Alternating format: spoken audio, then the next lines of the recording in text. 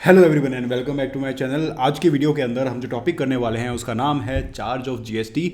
Last video तक इसका हम पहला पार्ट यानी कि आरसीएम का जो पार्ट था वो कंक्लूड कर चुके थे। नेक्स्ट वीडियो के अंदर आपको उस आरसीएम के ऊपर क्वेश्चंस मिलेंगे और उसके बाद अलग से एक वीडियो के अंदर आपको इस कॉम्पोजिशन स्कीम के ऊपर जो टॉपिक हम आज करने वाले हैं उसके ऊपर आपको क्वेश्चंस देखने को मिल जाएंगे। अभी हम डिस्कस करने वाले हैं कॉम्पोजिशन स्कीम। ये होती क्या है और कैसे कब आप इसको अवेल कर सकते हो और अवेल करने के बाद किस मैनर में आपके ऊपर इस पर टैक्सेबिलिटी होने वाली है, इन सब चीज़ों को यहाँ पर हम देखने वाले हैं। सो गाइस, सबसे पहले इस टॉपिक को स्टार्ट करने के लिए हमें क्या देखना है कि भाई कॉम्पोजिशन स्कीम के हमारे पास एक तो देखो फर्स्ट ऑफ ऑल हमारे पास क्या आने चाहिए कि क्वेश्चंस क्या क्या है हमारे पास, कि किन किन चीज़ों को हमें यहाँ पर आंसर करना है ये कॉन्सेप्ट खत्म होने के बाद। तो सबसे पहला तो हमारे पास ये है कि इसकी एलिजिबिलिटी कैसे मिलेगी,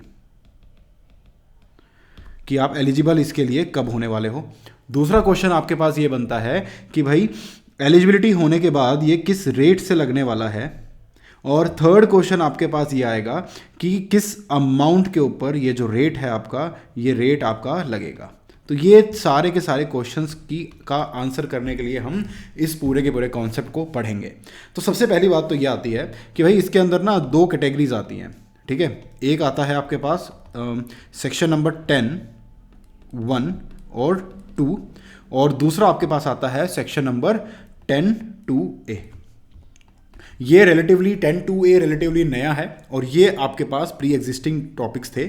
अब यहाँ पर क्या होता है, दोनों में डिफरेंस क्या आता है कि भाई जो 10(1) 10(2) है इसके अंदर कवर्ड है आपके तीन चीज़ें, manufacturer, trader, basically goods covered हैं। तो गुड्स के अंदर देखो मैन्युफैक्चरर भी आ जाता है और ट्रेडर भी आ जाता है। दोनों को कैटेगराइज क्यों किया गया है, क्योंकि यहाँ पर एक इसकी जो कॉम्प्यूटेशन है, अमाउंट जो निकलेगी इसकी कॉम्प्यूटेशन में एक डिफरेंस है, इसलिए हम इसको शुरू से ही अलग लेके चलेंगे। रेट दोनों का सेम है, 1% यहाँ पर दोनों का रेट आ जाता है, ठीक है। 1% आपका कॉम्पोजिशन स्कीम के ऊपर अमाउंट लगने वाली है, ठीक है। उसके बाद हम आगे बढ़ते हैं यहाँ पर, फिर हमारे पास आता है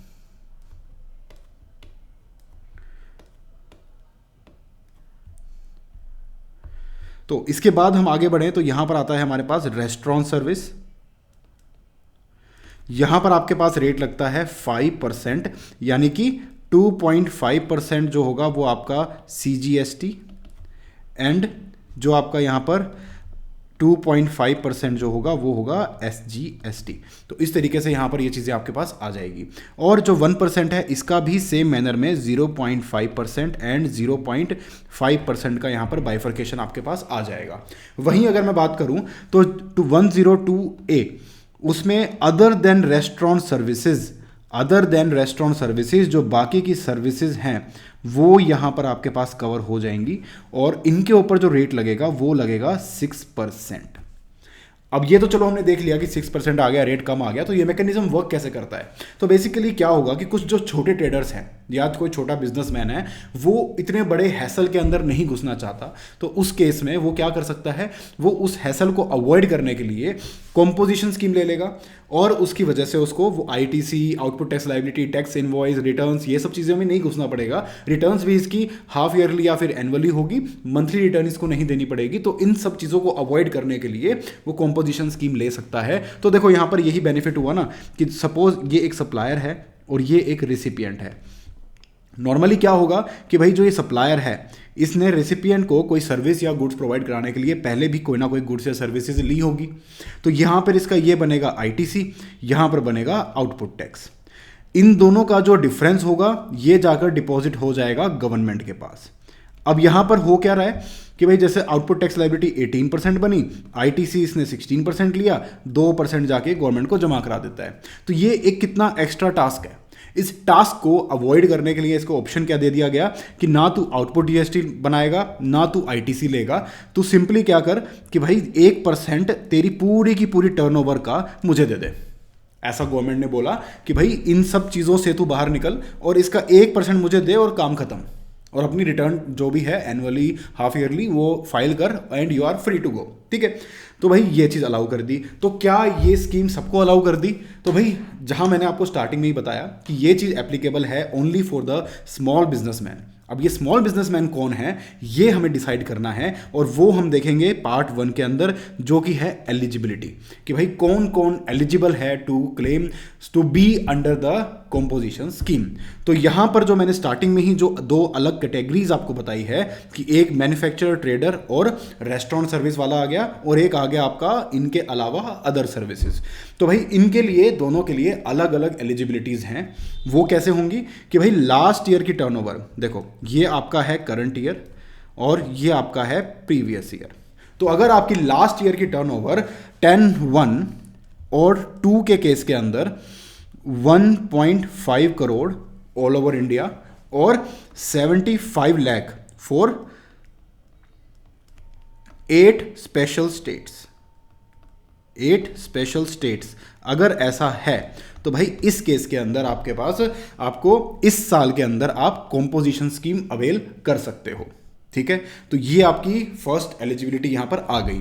यही सेम चीज अगर मैं 10(2)A के बारे में बात करूं तो भाई 10(2)A के केस के अंदर आपको ये एलिजिबिलिटी, ये अमाउंट ना होकर सिर्फ 50 लाख तक ही मिलेगी। तो भाई इस चीज में नुकसान है ना, 50 लाख से ऊपर टर्नओवर जाते हैं आप कॉम्पोजिशन स्कीम नहीं ले पाओगे, जबकि यहां पर 75 लाख और 1.5 करोड़ तक आप ले रहे थे। तो यहां पर ये एक पहला मेजर डिफरेंस आया। ठीक है, तो हमने अभी तक ये है एक बेसिक एलिजिबिलिटी टेस्ट आपका।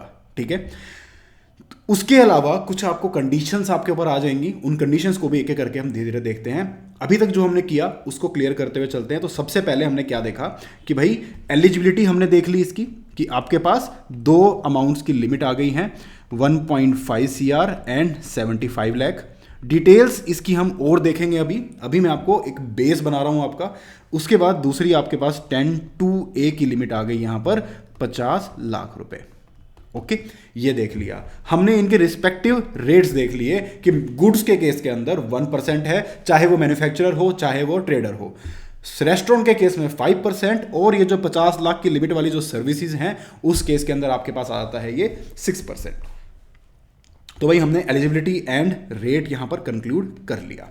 अब बात करनी है कि ये जो 1.5 करोड़ की अमाउंट है, ये 75 लाख की अमाउंट है, ये 50 लाख की अमाउंट है, और जिस अमाउंट के ऊपर ये रेट्स लगने वाले हैं ये अमाउंट्स कैसे निकालने वाले हैं हम, ये चीज़ कैसे कंप्यूटेशन में आएगी।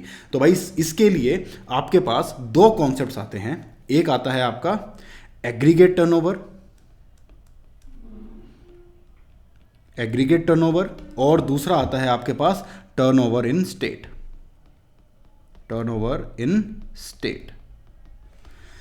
एग्रीगेट टर्नओवर की अगर मैं बात करूं तो भाई यहां पर आ जाएगा आपके लिए सब कुछ, सारी की सारी टर्नओवर आपकी।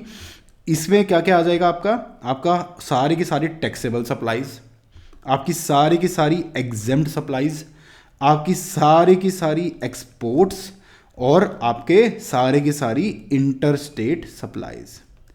इंटरस्टेट को और एक्सपोर्ट को देखा जाए तो भाई देखो, इसको मैं टैक्सेबल में भी लिख सकता था, लेकिन अलग से क्यों बताया गया है उसका भी एक रीज़न है, जो मैं रीज़न आपको अभी बताऊंगा। उससे पहले देख लेते हैं कि एक्सक्लूड क्या क्या होगा। एक्सक्लूड करेंगे, ये ध्यान दीजिए कि हम बात कर रहे हैं कि जो हम 1.5 करोड़ की जो अमाउंट निकालने वाले हैं उस केस में क्या करने वाले होंगे। तो भाई जब 1.5 करोड़ की अमाउंट निकालेंगे तो पहले तो ये उठा लो, taxable supply, exempt supply, export, interstate. उसमें से माइनस कर देना अगर उसके अंदर कोई CGST, SGST, UTGST या फिर IGST का कोई एलिमेंट है या कोई सेस है, अगर तो इनमें से कुछ भी है तो भाई वो माइनस कर देना। यानी कि प्योर टर्नओवर की अमाउंट हम लेने वाले हैं, टैक्स की अमाउंट यहां पर नहीं लेने वाले। ठीक है, ये तो हुआ पहला पॉइंट। दूसरी चीज आप इसमें से माइनस कर दोगे, क्या चीज कि आपकी अगर मान लो कोई ऐसी इनवर्ड सप्लाई है, इनवर्ड सप्लाई जिस पे RCM में टैक्स लग रहा है, उसको माइनस कर देंगे। उसके बाद आपके पास थर्ड नंबर पे आ जाएगा एग्जेम्प्ट टर्नओवर। देखो वैसे तो इंक्लूडेड है, लेकिन एक एग्जेम्प्ट टर्नओवर ऐसी होती है जो इंक्लूड नहीं होती है। वो कौन सी होती है? लोन्स एंड एडवांसेस का जो आपकी इनकम है वो आपकी इस एग्जेम्प्ट टर्नओवर के अंदर नहीं आएगी, उसको बाहर लेके चलेंगे, तो उसको अलग से माइनस कर देंगे हम यहां पर। ठीक है, एक जो मेजर पॉइंट यहां पर आता है कि भाई देखो, ये हम बेसिकली बात कर रहे हैं प्रीवियस ईयर की। ठीक है, तो प्रीवियस ईयर के अंदर आपकी टोटल टर्नओवर लेंगे, चाहे आप एक रजिस्ट्रेशन का कॉन्सेप्ट चलो आपको मैं इससे पहले समझाता हूँ, ठीक है। रजिस्ट्रेशन वैसे तो हम चैप्टर पूरा डिटेल में करेंगे, बट यहाँ पर थोड़ा सा आपको ब्रीफली आगे के पॉइंट्स को जानने के लिए समझना ज़रूरी है, तो थोड़ा सा मैं डिटूर लूँगा और आपको रजिस्ट्रेशन समझाता हूँ कि रजिस्ट्रेशन में बेसिकली होता क्या है कि आप मान लो आपने 1 अप्रैल को अपना बिजनेस स्टार्ट किया, ठीक है। अब आपकी टर्नओवर यहाँ पर बढ़ती गई, हर महीने आपने लेट सपोज 10 लाख रुपए का काम किया, ठीक है, फिर 10 लाख रुपए का काम किया और फिर 10 लाख रुपए का काम किया। अब जो आपकी रजिस्ट्रेशन के प्रोविजंस है ना, उसमें आप देखोगे कि आपको टर्नओवर लिमिट्स दी गई होगी कि भाई 20 lakh for some special states, 40 lakh for all over India. ये आपकी रजिस्ट्रेशन की लिमिट है कि इतनी टर्नओवर तक आपको कोई भी रजिस्ट्रेशन लेने की ज़रूरत नहीं है, आप नॉर्मली अपना बिजनेस कर सकते हो बिना जीएसटी के रेजिम में आए हुए। बट जिस दिन से आपकी ये जो लिमिट है क्रॉस हो गई 20 लाख वाली या 40 लाख रुपए वाली, तो आपको रजिस्ट्रेशन लेना पड़ेगा। लेट सपोज 20 लाख की लिमिट थी और ये इस दिन क्रॉस हो गई, तो इस दिन से आपको रजिस्ट्रेशन के लिए आप लायबल हो गए हो, आपको रजिस्ट्रेशन लेनी पड़ेगी। तो यहां पर एक पॉइंट ये आता है कि जब हम ये एग्रीगेट टर्नओवर निकालेंगे, तो ये जो टर्नओवर है ये 20 लाख जो स्टार्टिंग के प्रायर टू टेकिंग रजिस्ट्रेशन, इसको भी इंक्लूड करके चलेंगे, क्योंकि वो पूरी की पूरी आपकी टर्नओवर लेके चलेंगे, हम कुछ भी उसके अंदर नहीं छोड़ेंगे, ठीक है। तो यहां पर कंप्लीट पूरे साल की यहां तक की ये टर्नओवर आएगी आपके पास, ठीक है। 20 लाख स्टार्टिंग के भी इंक्लूड करेंगे, क्योंकि ये कि लॉजिकली आपका लैप्स हो सकता है यहाँ पर कि आप ये सोचोगे कि यार जब तक रजिस्ट्रेशन ही नहीं थी तो उसका कोई रिकॉर्ड ही नहीं था, और रिकॉर्ड ही नहीं था तो उसको क्यों इंक्लूड करें। बट ऐसा नहीं है, यहाँ पर उसको इंक्लूड करना है only for the purpose of aggregate turnover, ये याद रखना। अब मैं बात करने वाला हूँ आपसे टर्नओवर इन द स्टेट के बारे में। अब टर्नओवर इन द स्टेट के अंदर क्या क्या आएगा, देखो टैक्सेबल सप्लाईज आएंगी, ठीक है, टी से जिसको मैंने डिनोट किया है। एग्जम्प्ट सप्लाईज आएगी आपकी। क्या ये एक्सपोर्ट और इंटरस्टेट भी आएगा? The answer is no. इसको अलग से लिखने का रीज़न यही है कि आपको यहाँ पर समझ में आए कि भाई टैक्स, एक्सपोर्ट और इंटरस्टेट, अगर कोई इंसान कॉम्पोजिशन स्कीम ले रहा है तो उसको अलाउड नहीं है। अगर वो कॉम्पोजिशन स्कीम लेने के बाद भी इंटरस्टेट सप्लाई करता है या फिर एक्सपोर्ट करता है तो उस केस में उसको रेगुलर रजिस्ट्रेशन में आना पड़ेगा, कॉम्पोजिशन स्कीम उसको छोड़नी पड़ेगी, ठीक है। तो that means turnover in the state क्या है, aggregate turnover is to determine आपका एलिजिबिलिटी, ये ऊपर वाला पार्ट, और जो ये टर्नओवर इन द स्टेट है इसके ऊपर ये वाले जो रेट हमने निकाले हैं ये लगेंगे। इस अमाउंट के ऊपर रेट लगा के आप जीएसटी पे करने वाले हो। तो पे किस पे करोगे, तो भाई जो भी आप कंपोजिशन स्कीम के अंडर कर पा रहे हो, जितना आपको करना अलाउड है, तो आपको तो टैक्सेबल टर्नओवर और एग्जम्प्ट ही अलाउड है ना, तो ये चीज़ में आपका लग जाएगा। माइनस में ये सेम चीज़ें आएंगी आपके पास, ठीक है, एज इट इज़ ये कि ये आपके पास यहाँ पर आ जाएगी। अब एक आता है मेजर डिफरेंस कि यहाँ पर लेट सपोज आपने इसी साल बिजनेस स्टार्ट किया है, तो भाई पिछले साल की टर्नओवर तो जीरो है, तो आप ऑब्वियसली एलिजिबिलिटी के अंदर आ गए। लेकिन अब आपके पास यही कॉन्सेप्ट दोबारा वापस आएगा लौट के कि इस टर्नओवर का क्या करूं जो रजिस्ट्रेशन से पहले, क्योंकि इस साल आपकी बिजनेस स्टार्ट किया है तो इसी साल आपके ऊपर रजिस्ट्रेशन की लायबिलिटी आने वाली है, और इसी साल आपके दिमाग में एक क्वेश्चन उठेगा कि अब मुझे इस रजिस्ट्रेशन का क्या करना है। तो इस केस के अंदर जब आप टैक्स पे करने की बात आएगी, ध्यान देना मेरे वर्ड्स की तरफ, कि जब टैक्स पे करने की बारी आएगी उस केस के अंदर रजिस्ट्रेशन के बाद का ही लेना है। जहां एलिजिबिलिटी चेक करनी है वहां पूरा का पूरा लेंगे, बट जहां पर पे करना है वहां पर सिर्फ इतनी ही पार्ट के ऊपर आपका जीएसटी लगेगा, उससे पहले वाले पार्ट के ऊपर जीएसटी नहीं मांग सकती सरकार, ठीक है। तो यहां पर अब एक तरह से क्लियर हो गया कि भाई टर्नओवर, एग्रीगेट टर्नओवर से ही डिराइव हो रही है टर्नओवर इन द स्टेट। जो चीजें नहीं आनी चाहिए वो हटा रहे हैं बस हम। तो समझ गए आप, सब कुछ ले लो, पहले टैक्सेबल टर्नओवर ले लो, एग्जम्प्ट ले लो, एक्सपोर्ट ले लो, इंटरस्टेट ले लो, माइनस कर दो उसमें से जो जीएसटी और सेस वाला एलिमेंट है, माइनस कर दो उसमें से जो इनवर्ड पे आरसीएम है, माइनस कर दो उसके ऊपर से लोन्स एंड एडवांसेस, और टोटल लेंगे बिफोर रजिस्ट्रेशन पीरियड भी। तो यहां पे मैं लिख देता हूं इंक्लूड्स प्रायर टू रजिस्ट्रेशन, आपका प्रायर टू रजिस्ट्रेशन, ठीक है। तो यहां पर ये चीज आपके पास इंक्लूड होती है, ओके। अब लेकिन दूसरे केस में सिर्फ भाई टैक्सेबल और एग्जेम्प्ट, इसके ऊपर आपका जो है कंपोजिशन स्कीम के अंदर आपका रेट लग जाएगा। अब जो मैंने आपको एक चीज़ बताई थी कि यहाँ पर ये डिफरेंट मैंने इनको क्यों रखा था, हालांकि ये हैं गुड्स ही दोनों, मैन्युफैक्चरिंग और ट्रेडिंग करो, आप गुड्स बेच रहे हो, दोनों चीज़ सेम है, दोनों पे रेट भी सेम है, बट दोनों में अलग क्या है, तो अलग यही है कि जो मैन्युफैक्चरर है वो चाहे एग्जेम्प्ट मैन्युफैक्चर करे चाहे टैक्सेबल, उसको पूरे की पूरी अमाउंट पे जीएसटी लगेगा। बट जहां मैं ट्रेडर की बात करूंगा ना, ट्रेडर के केस के अंदर सिर्फ और सिर्फ टैक्सेबल पार्ट के ऊपर उसको 1% लगाना है। ये एक डिफरेंशिएटिंग पॉइंट है, इसके ऊपर बेस्ड आपको क्वेश्चंस भी बहुत सारे देखने को मिलेंगे। अब जितने कॉन्सेप्ट मैंने आपको कराए हैं उनके बेसिस पे आपको एक क्वेश्चन मैं दिखाऊंगा जिससे आपको क्लियरिफाई, एक कॉन्फिडेंस आ जाएगा कि हाँ यार हमने चीज़ पढ़ी है और हमें चीज़ समझ में आ गई है। अब हम देखते हैं जैसे स्टडी मटेरियल का क्वेश्चन नंबर 14, स्टडी मटेरियल का क्वेश्चन नंबर 14, हाँ ये रहा। इस क्वेश्चन के अंदर क्या बात हो रही है,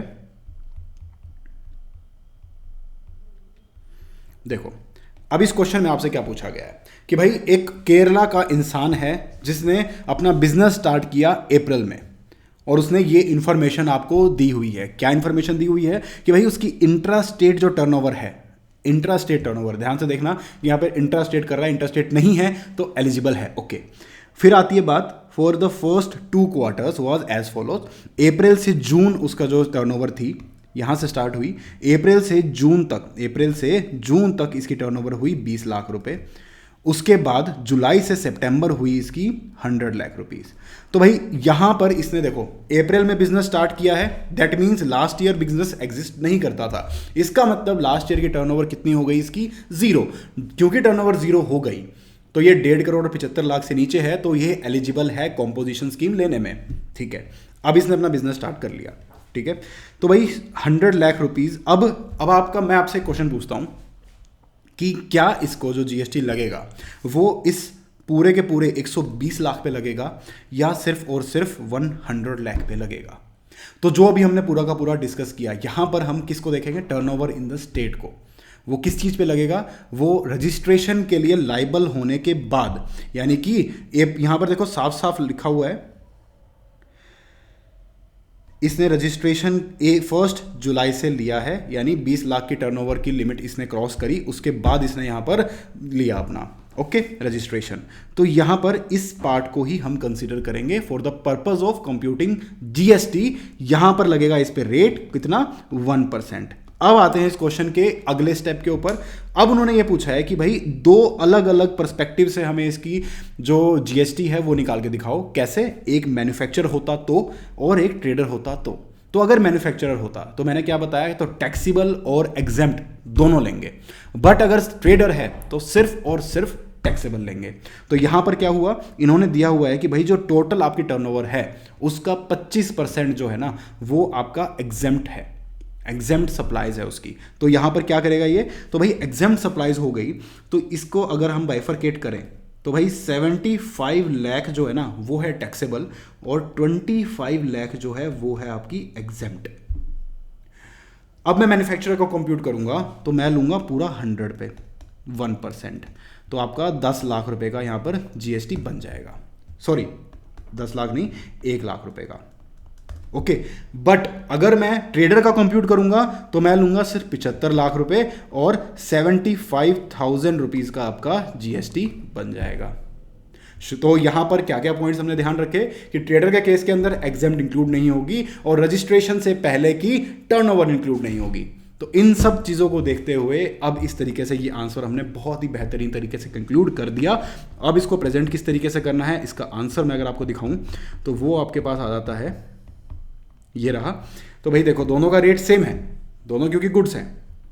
उसके बाद यहां पर आ गया आपका 1% ऑफ एंटायर अमाउंट मैन्युफैक्चरर के केस के अंदर एंड ओनली 75 लाख के ऊपर आएगा आपका ट्रेडर के केस के अंदर, और इस तरीके से ये पार्ट आपका हो गया कंक्लूड, ठीक है। अब हम आगे बढ़ते हैं। तो भाई एक बात बताओ, आपको लगता है कि जैसे मान लो ये ट्रेडर है, ठीक है, हम यहाँ पर ट्रेडर की बात कर रहे हैं सिंस, तो क्या ये ट्रेडर है या मैन्युफैक्चरर है वो गुड्स के अलावा थोड़ी बहुत सर्विस दे सकता है? क्या इसको इतना अलाउ किया गया है या नहीं। तो भाई यहाँ पर एक प्रोविजन आता है आपके पास जो आपको ये चीज़ बताता है कि ठीक है, इवन दो आप गुड सप्लाई कर रहे हो, आप को सीधा वो 50 लाख वाली में घुसने की जरूरत नहीं है, आप थोड़ी सी आप सप्लाई सर्विसेज में कर सकते हो beyond with in the limit.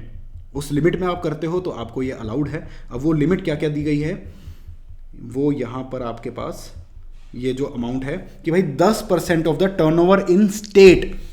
अब आपको यहाँ पर सिग्निफिकेंस समझ में आएगी कि आपको क्यों ध्यान रखना है। टर्नओवर इन द स्टेट आ रही है, कुछ भी कंप्यूट कर रहे हो तो एग्रीगेट टर्नओवर को बस एलिजिबिलिटी चेक करके बाहर फेंक दो, दोबारा उसको उठा के नहीं देखना। बार बार हम जो चेक करेंगे वो देखेंगे टर्नओवर इन द स्टेट। ठीक है, ये चीज आपको अच्छे से ध्यान रखनी है। तो भाई 10% of the turnover of the state या फिर 5 lakh rupees whichever is higher. So let's suppose 100 lakh rupees है आपकी टर्नओवर, दैट मीन्स आप 10 लाख रुपए तक की, क्योंकि 10 लाख और 5 लाख हायर क्या आएगा, 10 लाख रुपए तक की आप सर्विस प्रोवाइड करा सकते हो, यहां पर आपको अलाउड है कुछ। अब मैं आपको थोड़े से यहाँ से कुछ अलग से पॉइंट समझा देता हूँ। ये देखो, सबसे पहले हमने कॉन्सेप्ट देखा था एग्रीगेट टर्नओवर का, जो कि एलिजिबिलिटी चेक करने के लिए होता है। तो वहाँ पर आपके पास टैक्सेबल आएगा, एग्जेम्प्ट आएगा, एक्सपोर्ट आएगा, एक्सपोर्ट ऑफ गुड्स और सर्विसेज बोथ, इंटरस्टेट सप्लाईज आएंगी। क्या क्या नहीं आएगा, inward supplies on which RCM is applicable, और आपका taxes including cess of GST law. साथ में अलग से यहाँ पर एक चीज़ और मेंशन की गई है कि भाई ये रहा, ये आपका एक्सक्लूड होगा एग्जेम्प्ट सप्लाई में से क्या क्या, डिपॉजिट्स, लोन्स और एडवांसेस से जो आपने पैसा कमाया है वो चीज़ यहाँ पर एक्सक्लूड होगी। तो ये हमारे सारी की सारी चीज़ें आ गई। और एक एडिशनल पॉइंट जो यहाँ पर था कि भाई from the 1st April of the financial year up to the date of his becoming liable for registration, ये आपका इंक्लूड्स है यहाँ पर। तो यानी कि ये सारी चीज़ें प्लस जो आपका वो पार्ट जो मैंने आपको बताया कि भाई प्री रजिस्ट्रेशन पीरियड का भी टर्नओवर यहाँ पर इंक्लूड होगा for the purpose of computation of aggregate turnover. अब यहाँ पर इसी को शॉर्ट में दिया हुआ है, आप पढ़ेंगे आपको अच्छे से समझ में आ जाएगा। अब देखो यहाँ पर ये चीज़ क्या कही गई है कि भाई जो एक्सपोर्ट है इस पर स्टार लगाया है, इंटरस्टेट है इस पर स्टार लगाया है। क्यों लगाया है, क्योंकि ये प्रीवियस ईयर का ही देखेंगे, अगले साल का तो सवाल ही नहीं पैदा होता। अगले साल जब आप कंपोजिशन स्कीम ले लोगे तो आप ये सब कर ही नहीं सकते, अगर करोगे तो कंपोजिशन स्कीम नहीं ले सकते, तो ये पर्पस ही डिफीट कर देगा उस चीज का। ओके, अब यहां पर एलिजिबिलिटी चेक करते ही इसका काम खत्म, इसको भूल जाओ। इसके बाद जो भी कंप्यूटेशंस होगी, कैलकुलेशंस होंगी, that will be based on turnover in the state. और टर्नओवर इन द स्टेट हमें यहां पर दी गई है। यहां पर क्या आएगा, all taxable and exempt supplies. यहां पर ट्रेडर के लिए अलग से दिया हुआ है कि भाई exempt supplies will not be taken into consideration. तो ये आपके लिए बहुत ही इंपॉर्टेंट है, इसको नहीं भूलना है, सुपर इंपॉर्टेंट, इस पॉइंट को लगा लो। माइनस कर दोगे CGST SGST सेम ऊपर वाला, वैल्यू ऑफ इनवर्ड सप्लाईज भी आप यहां पर माइनस कर दोगे। अब यहां पर अलग पॉइंट यही आया कि भाई 1st day of April up to the person become liable for registration, ये भी यहां पर एक्सक्लूड होगा। और सेम मैनर में आपका यहां पर डिपॉजिट्स और लोन्स भी माइनस करके चलेंगे। तो इस तरीके से आके आपकी टर्नओवर इन द स्टेट। अब अगर इसका पूरा का पूरा वर्क फ्लो आपको समझना हो, अब हाँ एक चीज़ और देख लो, ये जो टेबल है इसमें चीज़ें दी गई हैं कुछ जो कि आपको इनएलिजिबल बनाती है गुड्स या सर्विसेज में आने से। अब मान लो कोई ट्रेडर है, मैन्युफैक्चरर ऑफ आइसक्रीम है, पान मसाला है, tobacco, aerated waters, fly ash bricks, fly ash aggregates, fly ash blocks, bricks of fossils made और similar siliceous earths, building bricks, earthen और रूफिंग टाइल्स, ऐसी चीज़ें हैं। तो भाई इस चीज़ का मैन्युफैक्चरिंग कर रहे हो आप, तो एक बार इनको 2-3 बार रीड करना, एग्जाम में देखो एज इट इज़ लिखा आ गया तो आप पहचान लोगे कि हाँ ये वहाँ पे था। तो आप इसको भूलने की ज़्यादा आपको टेंशन नहीं लेनी है। तो ये सब चीज़ें अगर हैं तो आप कंपोजिशन स्कीम नहीं ले सकते, आपकी चाहे भले ही आपकी टर्नओवर 1.5 करोड़ या 75 लाख से नीचे है। तो दूसरी बात आ गई आपके पास कि अगर आप इंटरस्टेट सप्लाई कर रहे हो तो नहीं ले सकते आप। ठीक है, आप कोई ऐसी सप्लायर कर रहे हो जो कि जिस पे टैक्स लगता ही नहीं है, तो क्यों लेना है आपको कंपोजिशन स्कीम, है ना। फिर आता है आपके पास supplier engaged in making only interstate outward supplies. ठीक है, person supplying any services through e-commerce operator, यानी जैसे अमेजोन वगैरह इनके थ्रू आप अगर कोई चीज़ सेल कर रहे हो तो इस केस के अंदर भी आप नहीं ले सकते composition scheme. Supplier is a casual taxable person या फिर NRTP, non resident taxable person, तो वहां पर भी आप नहीं ले सकते। और सप्लायर ऑफ सर्विसेज लेकिन आपका रेस्टोरेंट बिजनेस हो सकता है। ठीक है, अब बात करते हैं सप्लायर ऑफ सर्विसेज के बारे में। रेस्टोरेंट बिजनेस भी और साथ में आपका वो जो 10% और 5 लाख की जो मैं आपको लिमिट बताई थी, इसके अंदर आप सप्लायर ऑफ सर्विसेज भी बन सकते हो। तो सब्जेक्ट टू दैट यहां पर दिया हुआ है। ओके, नेक्स्ट सेम के सेम पॉइंट्स इस वाले पॉइंट को छोड़ के सप्लाई ऑफ सर्विसेज के केस के अंदर भी है कि भाई नॉन टैक्सेबल नहीं होनी चाहिए सर्विस, इंटरस्टेट नहीं होनी चाहिए, ई कॉमर्स के थ्रू आप कोई सर्विसेज नहीं प्रोवाइड कर ले, जैसे कि कैब की सर्विसेज, रेस्टोरेंट फूड डिलीवरी की सर्विसेज और आपका अर्बन क्लैब वाली सर्विसेज, तो ये नहीं कर सकते। और notified manufacturer of notified goods हो आप, या फिर supplier is either casual taxable person और नॉन रेजिडेंट टैक्सेबल पर्सन। तो ये आपको इनएलिजिबल बना देगा from taking the composition scheme. और एक बात आपको याद रखनी है कि मान लो आपने कॉम्पोजिशन स्कीम ले ली, लेने के बाद आप ड्यूरिंग द टाइम आपकी टर्नओवर कभी भी जिस भी पॉइंट पे 1.5 CR या फिर 75 लाख या फिर 50 लाख एक्सीड कर जाती है, उसी पॉइंट से आप कॉम्पोजिशन स्कीम से बाहर हो जाओगे। आपकी रिस्पॉन्सिबिलिटी बनती है कि आपको डिपार्टमेंट को इंटीमेट करना होगा और नॉर्मल रजिस्ट्रेशन आपको लेना होगा, ऑटोमेटिकली नहीं होगा कुछ भी। तो ये चीज़ें यहां पर इस तरीके से हो जाती है। तो भाई अब इस चीज़ को किस तरीके से आपको प्रोसीड करना है कि जैसे ही आपको क्वेश्चन दिखे, सबसे पहले आप उसमें ढूंढो कि भाई आपको एग्रीगेट टर्नओवर नजर आ रही है या नहीं, या तो उसने बता रखा होगा कि भाई ये एलिजिबल है, तो फिर आप उस हिसाब से प्रोसीड करोगे। अगर कुछ नहीं बताया तो आपको देखना पड़ेगा कि एलिजिबिलिटी है कि नहीं है। तो एग्रीगेट टर्नओवर देखोगे आप, जो इसका कंपटीशन मैंने आपको सारा का सारा बता दिया। उसके बाद हम देखेंगे कि भाई करंट ईयर में टर्नओवर कितनी है, और अगर बिजनेस करंट ईयर में ही शुरू किया है तो रजिस्ट्रेशन भी करंट ईयर में ही लिया होगा। तो रजिस्ट्रेशन से पहले का जो टर्नओवर है वो नहीं लेंगे, क्योंकि अब हम निकाल रहे हैं टर्नओवर इन द स्टेट। तो भाई टर्नओवर इन स्टेट के ऊपर लगेगा आपका GST। टर्नओवर इन स्टेट निकालना है दूसरे स्टेप में। ये क्रूशियल पार्ट है, प्री रजिस्ट्रेशन पीरियड को एक्सक्लूड करना, ये आपको नहीं भूलना है एग्जाम के अंदर।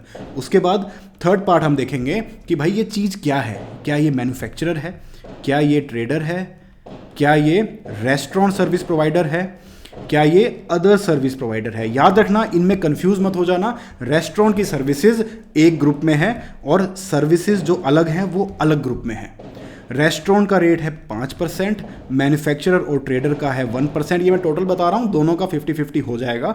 और सर्विसेज का रेट है आपका यहाँ पर 6%। तो भाई आप देखो कि भाई मुझे कितना रेट लगाना है। अगर ट्रेडर है तो भाई सिर्फ टैक्सेबल टर्नओवर के ऊपर ही आपका रेट ऑफ GST लगेगा, बट अगर मैन्युफैक्चरर है, रेस्टोरेंट है, सर्विसेज हैं, तो उस केस के अंदर आपका नॉर्मली टोटल और एग्जेम्प्ट सब मिला के उसके अंदर यहाँ पर ये चीज़ आने वाली है।